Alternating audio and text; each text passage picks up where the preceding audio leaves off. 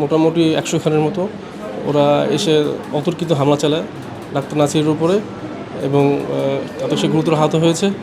এখন একটা চিকিৎসক যদি নিরাপদ না হয় মেডিকেলে, তাহলে তারা কীভাবে চিকিৎসা করবে, কীভাবে রোগী সেবা করবে? তো আমি চাই যেন প্রত্যেকটা মেডিকেল মানে একদম সেফ থাকে ডাক্তারদের জন্য। গতকাল মানে এই শুক্রবার রাত আনুমানিক 1টা 10 মিনিটের দিকে ইমার্জেন্সি মেডিকেল অফিসার আমাকে ফোন করে বললেন যে উনি ওনার রুমের মধ্যে টয়লেটের মধ্যে আছেন, কোনো কিছু একটা পেশেন্ট মারা গেছেন, ওইটা নিয়ে একটু উত্তেজনা তৈরি হচ্ছে বাইরে, তো আমরা যেন মানে পুলিশকে জানাই। তো ওটা জানানোর পরে আমি সাথে সাথে আমাদের যে ইউনো ম্যাডাম ওনাকে জানিয়েছি, ওসি যে পালং থানার ওনাকে জানিয়েছি এবং ফোর্স পাঠানোতে যতক্ষণ আর সেকেন্ড টাইমে আবার একটা ফোন আসলো যে ম্যাডাম আমাকে একটু সেভ করেন, আমার রুম তো ভেঙে ফেলছে। তখন আমি অন দ্য ওয়েতে মানে হসপিটালের পথে।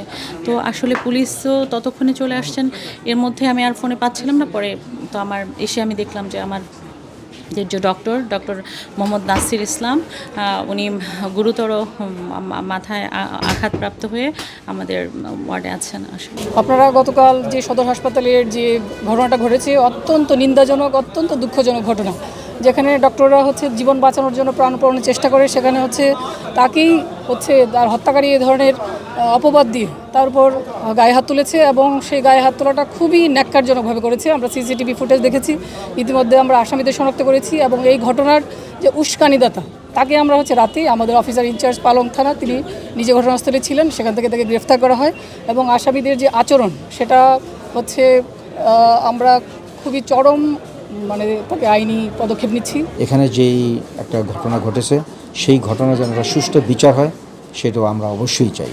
তবে এটাকে আবার কেউ ফোকাসিং করতেছে যে এটা আপনার ছাত্র দলের এরা, আসলে ব্যাপারটা এরকম না। যাই হোক, এটা মাঠে একটা ব্যাপার আছে, তো আমি আরও এই জন্য বেশি সিরিয়াস। তো আসলে ব্যাপারটা এরকম না। তো আমি চাই যেন কোনো দলের প্রতি যেন কেউ দলের পরিচয় দিয়ে এটাকে মিথ্যাভাবে দলের বদনাম হোক, এটা যাতে কেউ না করে।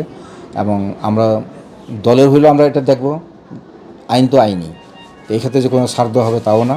আমরা অবশ্যই চাই যেন সুষ্ঠু বিচার হোক।